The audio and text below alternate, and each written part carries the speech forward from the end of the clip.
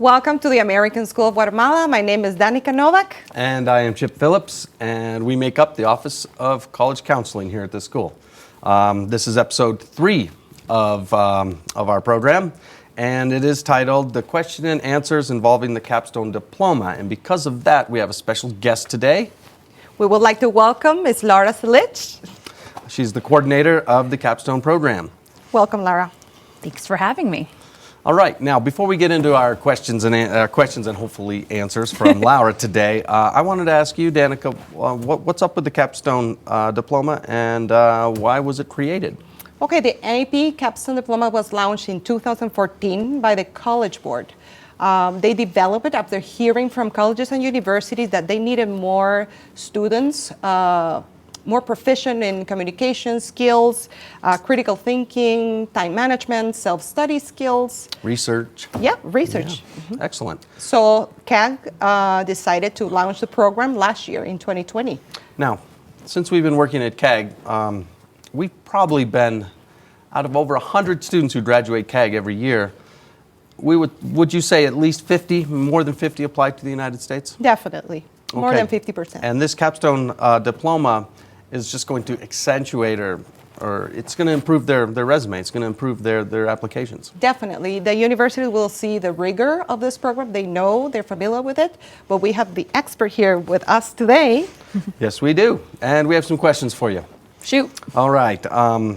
Give us an explanation from your point of view. What is the AP Capstone Diploma program? So the AP Capstone Diploma program it starts with two courses, two required courses, AP Seminar and AP Research. They build on each other. In addition to that, students take 4 AP courses and pass them with a 3 or higher, and they are eligible for the diploma program. Now, if you just take AP Research and AP Seminar, you are eligible for the certificate, the Capstone certificate. And both those courses are incredibly useful for everything you're going to do in college. And I know we're going to have our first cohort of students of AP Seminar this year, right? Yes. What kind of students should participate in the AP Capstone program?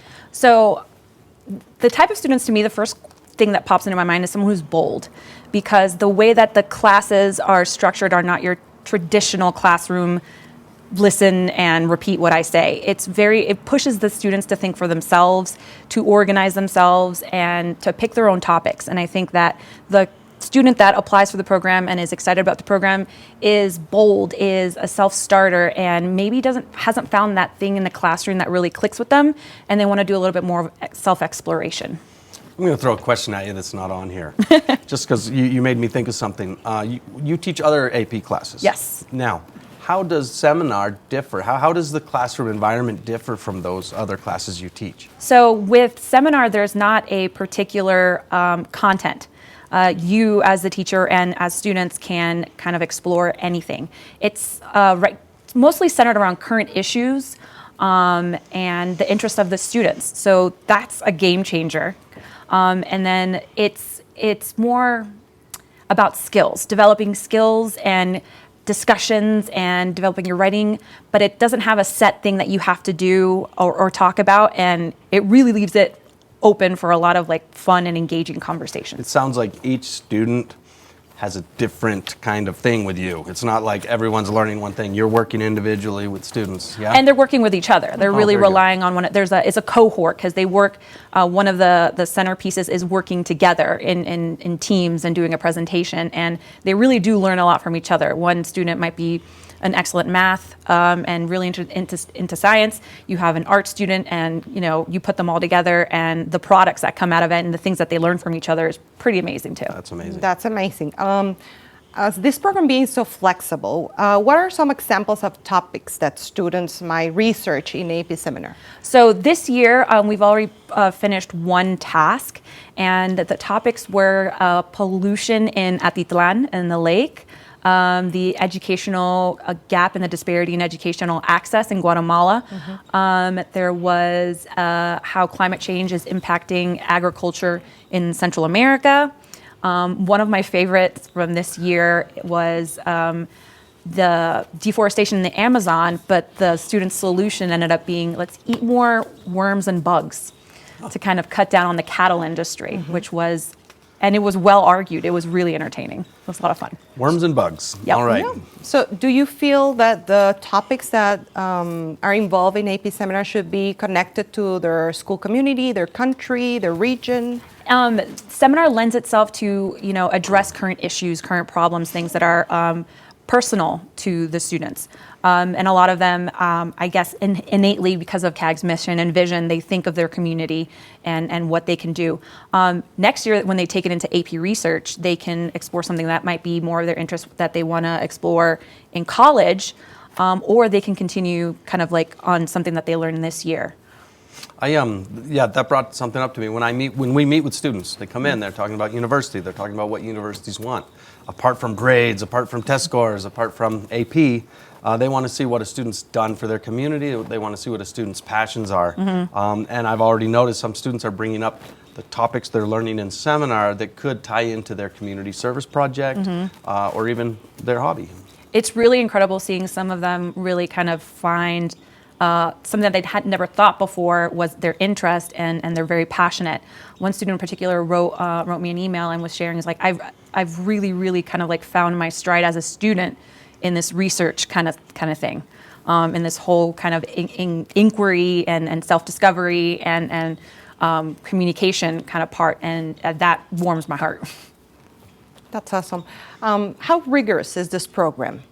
So the program itself, requiring 2 AP courses in addition to 4 AP courses that you have to pass. The diploma, very rigorous, I would say. The classes themselves, AP Seminar and AP Research, I think the rigor stems not from a lot of assignments. It stems from having to think differently than they have in other classes academically.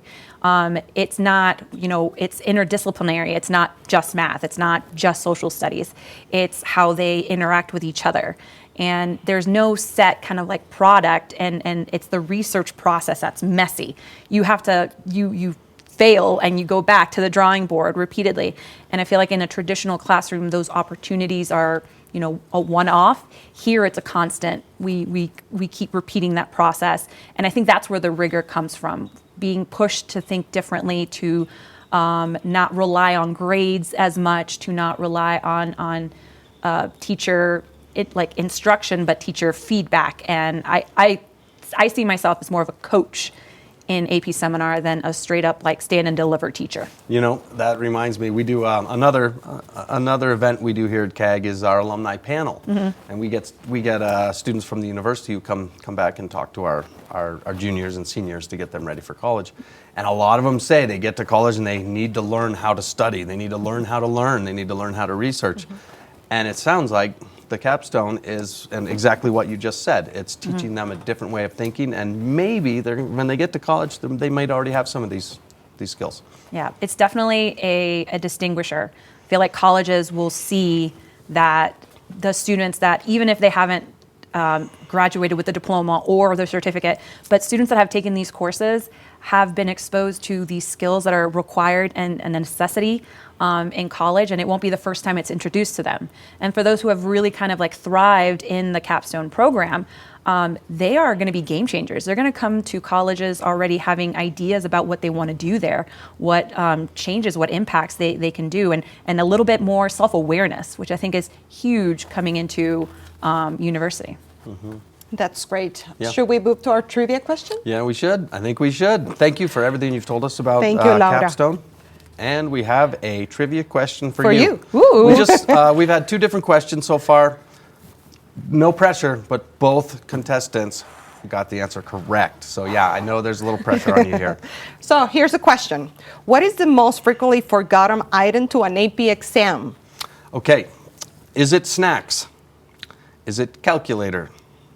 Is it pencil? Is it watch? I think pencil. Oh no. What is it? The correct answer is snacks. Snacks? Yeah. Well, I would never forget snacks. Yeah, that's what I would never forget snacks. Oh well, that's okay. That's okay. So thank you, Laura, for being here today, and thank you for joining us on AP Uncovered, where we teach you everything you need to know about the AP to keep you covered.